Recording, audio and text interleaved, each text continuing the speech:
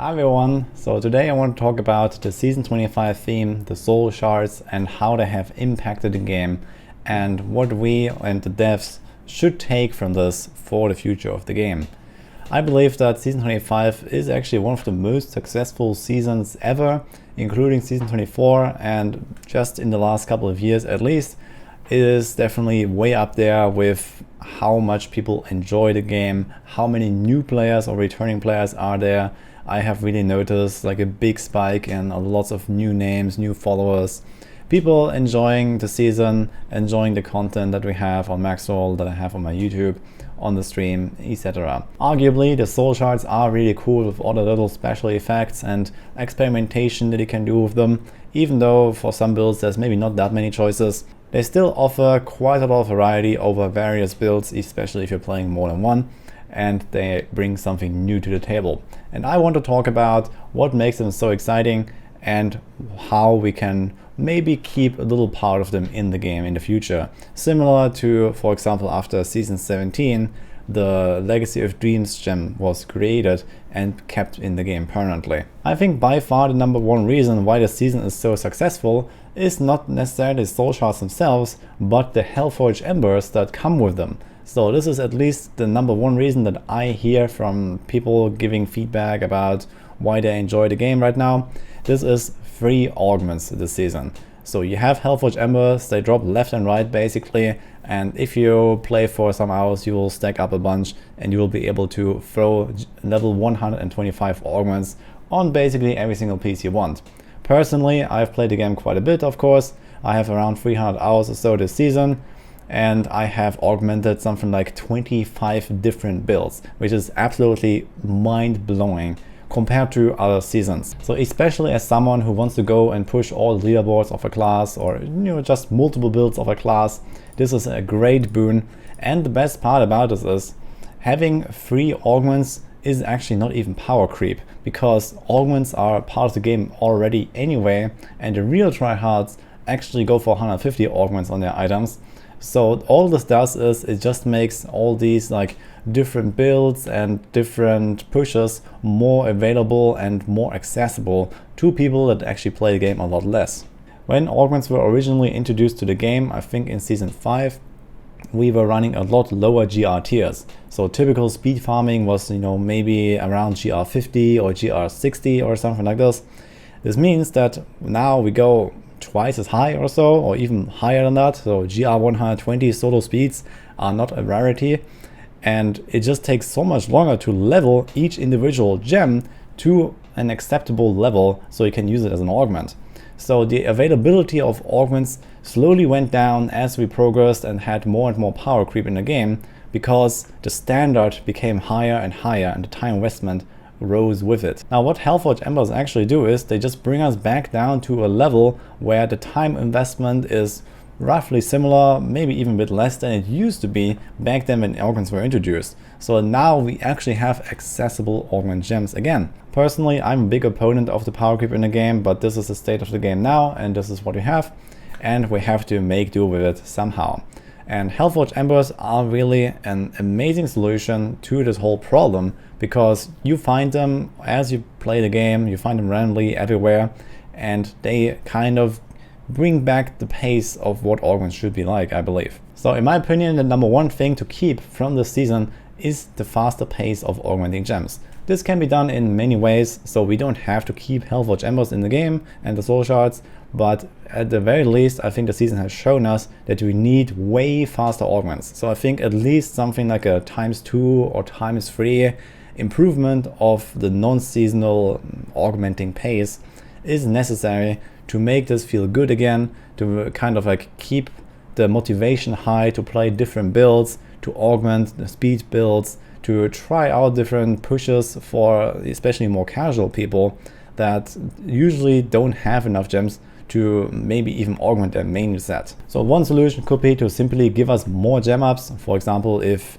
you run a GR that is 50 levels higher than the gem, then you double all gem ups, or when you're 100 levels higher, then you triple all gem ups. Or maybe you can have some other conditional effects that allow you to get an extra 1 or 2 gem ups, similar to how you empower a rift. Perhaps there could be, you know, like a little goblin that you can find in a GR, and if you finish him, then you get an extra gem up. Or maybe there is, you know, some other like effects going on, and you can decide to maybe go for an like side objective in a run. I don't know. Perhaps they could introduce a new type of augment only gem that you can find maybe outside of rifts. So for example, in adventure mode, when you're doing bounties or so, you have like some kind of new gem goblin that drops legendary gems leveled to 100, for example, and then you can level it further from there. Or maybe finally we get some big uber boss rework and we get some legendary gems there. So there's definitely lots of ways to do this. Or another very simple solution would be to simply keep Hellforge Embers and allow them to work with legendary gems, just like they do for soul shards. So even if those are gone, we could just, you know, put this on a legendary gem plus 25, easy peasy, and you still cap it at, let's say, 100 or 125, so people don't cheese their way to 150 gems. Leveling your main gems to something like level 125 is not exactly a big deal anymore, so you usually can do this like in the first night of season start already, even as a solo player with one of the meta builds. So I don't really see a big issue in all of that, and it would keep the nice fast pace of augmenting your items. Now, the second topic that I want to discuss is actually the soul shards themselves and what to do with them in the future. So obviously they are the season theme, similar to the ethereals. They are going to vanish after the season ends, but I believe there is actually great value in thinking about permanent improvements to the helm and weapon sockets that we have in the game. So essentially every single build ever uses an emerald in their weapon. Unless you're playing a support, then it's an amethyst. You don't care about basically anything else. Maybe on a thorns build you put in the topaz for the thorns damage, and no one ever uses a diamond because it just gives elite damage, and that is usually lower value than the crit damage does, and the ruby is straight up just worse in numbers. So essentially there are no choices whatsoever. The same applies to helms, where usually you just have a diamond in your helm because almost every build wants the cooldown reduction, and if you don't want that, then it's a topaz maybe if you have crimson in your set. Or maybe at some point it's an amethyst on, for example, some wizard builds.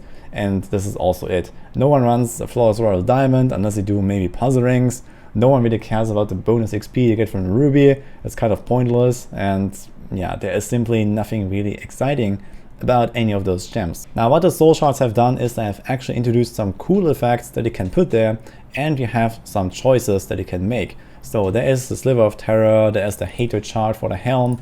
There are, you know, lots of different nice effects. You have the remnant of pain with this like 100% crit chance effect, which is very amazing. You have the essence of anguish with extra cooldown and speed, and this death blow effect is like super cool, that makes certain, especially speed farming builds, so much more fun to play. It's amazing. You have the Dregs of Lies that gives a bit of like interactivity and like a new effect to pet builds especially. So this is also really cool. And there are a lot of little things like that that kind of just spice up the game, and I believe shouldn't be lost after the season ends. Now obviously the power level of the soul shards is extremely high this season. GR 150 solo is basically more achievable than ever for casual players, and having this and then adding other season themes on top of it is going to be way too ridiculous. So there have to be some adjustments and there have to be some nerfs to those shards. But what if we just keep the soul shards in the game permanently as they are, but we remove all the stats from them, and we only have the rank 0 and the rank 3 effects and nothing else. So imagine this remnant of pain here, and you cut out the damage, the fire damage, the crit damage, the elite, the life per hit, and the thorns. And then you have this attack speed effect, and you have this minus crit chance and 100% crit chance effect. And similar to the Essence of Anguish, you cut out all the stats, and then you have this death blow area of effect, and you have this cooldown and movement speed thing with increased damage taken. Or similar on the Dregs of Lies, you have this stacking damage effect, and then you have this 25% damage effect. So obviously this is a pretty huge nerf to those soul shards, but definitely a needed one if we would think about keeping them permanently, because else we're just gonna have no space to introduce other season themes that give us extra power. But here you would have to make a bit of a trade-off. So first of all, for example, in the weapon, you would lose your emerald, and then you would gain whatever effect you have on your shard. And First of all, you know, Emerald is worth maybe around 1 tier or so. And then, for example, the Dregs of Lies, you have this 25% damage effect, which is a bit more than 1 tier again as a gain. And then you have this stacking effect, which is probably also, again, like another 1 tier or 1.5 tiers. So overall, this would mean a tiny bit of power creep, but I think this makes the weapon socket choices a lot more interesting, and similar with the helm. Imagine you have the Shard of Hatred, and again you cut, for example, all the stats, so no int, no life, no cooldown, no resource, no gold, no experience. So just remove all that, and then you have this increased damage done for every enemy nearby, and you have this reduced damage done when there's only 3 enemies. And maybe for the Terror Shot also you have, you know, stuff like this attack speed and crit bonus for each skill on cooldown. Your cooldowns are increased. So there is still this kind of like trade-off between that. And also, for example, you lose the typical diamond that you have in a build, so you would have to roll a lot more cooldown reduction to actually make up for the downside. And it all kind of like evens out a bit more, but it gives us more choices and more interesting effects that we can stick into our builds. Obviously, some effects should be tweaked a little bit to be maybe a bit less powerful and less impactful or like necessary. For example, especially the helm shards are quite impactful, quite powerful compared to the typical helm sockets, while it's basically reversed on the weapon shards. The weapon shards are generally less impactful than the helm shards, but they also replace a much stronger choice, which is the Emerald.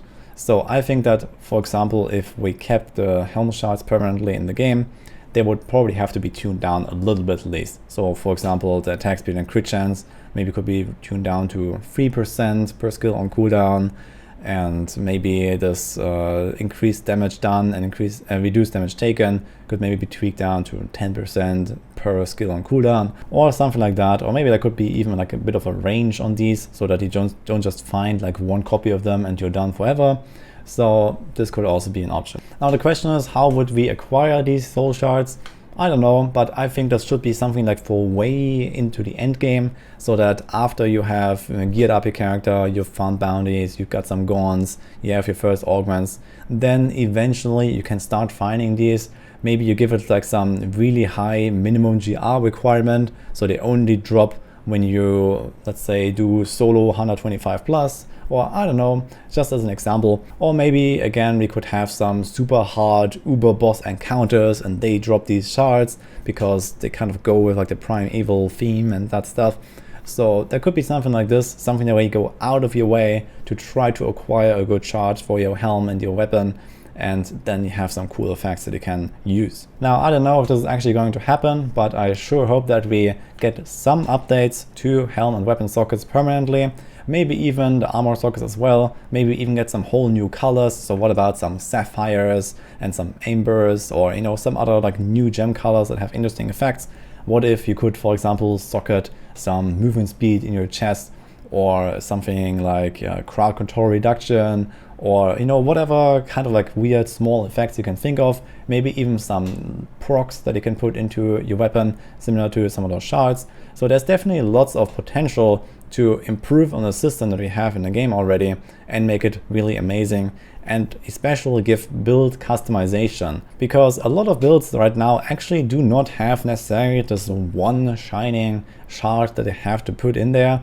Most of the time you have the Terror Shard in helm, most of the time you have something like an Anguish in the weapon, but there's definitely a bit of like back and forth and tweaking you can do with different effects depending on if you're farming speeds or how you build your setup exactly. Now, with all the stuff being said, I think even in the likely case that we are not going to see soul shards again, I believe there are a few effects of them specifically that we should really keep in the game as some kind of option, maybe as a legendary ring or maybe as a legendary gem. We really need updates to those as well, because half of them are absolutely pointless to exist and they need to be changed in some way to be cool. And we also need some new legendary gems at some point. Like, we haven't seen any since Legacy of Dreams, and then another 10 seasons before that there was nothing.